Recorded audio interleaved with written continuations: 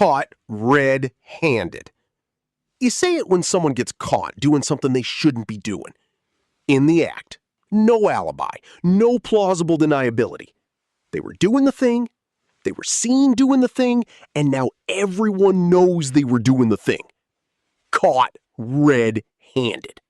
You say it about someone eating the last of the leftovers, about a coworker taking credit for an idea, about a kid with chocolate on their face denying any knowledge of the missing chocolate. Here's the problem. The red hand in this phrase is not a metaphor. It's blood. Actual blood on actual hands from an actual crime that was recent enough that the blood hadn't dried yet? That's what you've been saying. That's what caught red-handed means and has meant since it first showed up in Scottish legal language in the 1400s. And you have been applying it to office snack theft.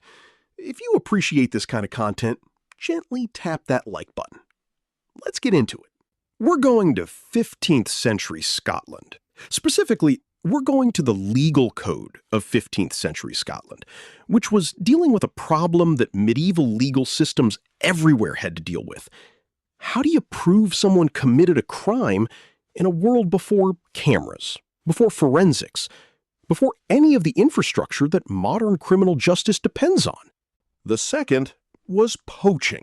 And this is the one that I think is genuinely underappreciated, because poaching in medieval Scotland was not a minor infraction. Game animals, deer in particular, belonged to the nobility. Killing one without permission was a serious crime. And the way you got caught was straightforward. You were found with a recently killed animal, or with blood on your hands from one. He couldn't claim you were just walking through the forest and stumbled on a dead deer. The Red Hands told the story. Quick break. This channel is built on taking the phrases you say every single day and digging up the strange, funny, completely forgotten history buried underneath them. New episodes every Monday and Wednesday. One phrase, one rabbit hole. Subscribe so you don't miss the next one. Now, here's where the phrase makes its move from Scottish legal terminology into the broader English language. And for that, we need a novelist. Sir Walter Scott, the early 19th century Scottish writer responsible for Ivanhoe, Rob Roy, and a general enthusiasm for romanticizing medieval Scotland that the Victorians absolutely devoured, used the phrase in his 1819 novel Ivanhoe. The specific line involves being taken red-handed on the march, meaning caught in the act of border raiding with the evidence still fresh. Scott was enormously popular. He was, in the early 1800s, the kind of author people actually argued about at dinner. When he used a piece of Scottish vernacular, it didn't stay in Scotland.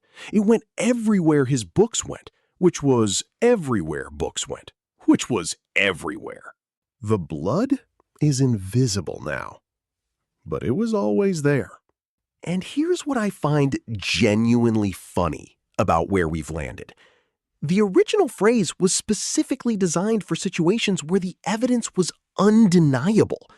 Blood on your hands, a dead deer at your feet, no possible interpretation of events in which you are not the person who did this.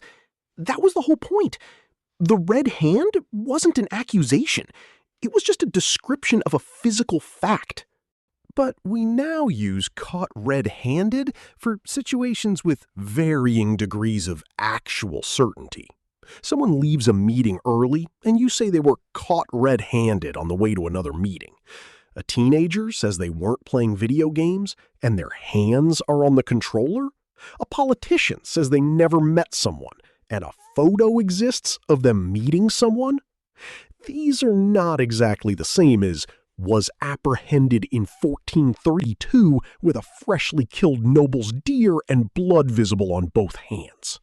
The phrase has been generously expanded to cover the entire spectrum of getting caught, which includes situations where the evidence is overwhelming, situations where the evidence is circumstantial, and situations where the evidence is basically vibes. The Scottish legal system would like a word. So the next time you catch someone red-handed, at whatever scale, for whatever crime, with whatever level of evidence, just know what you're actually saying. You're reaching back to 15th century Scottish law. You're invoking a standard of proof that required blood still fresh enough to matter. You're describing a moment where the crime and the criminal were so obviously connected that explanation was unnecessary.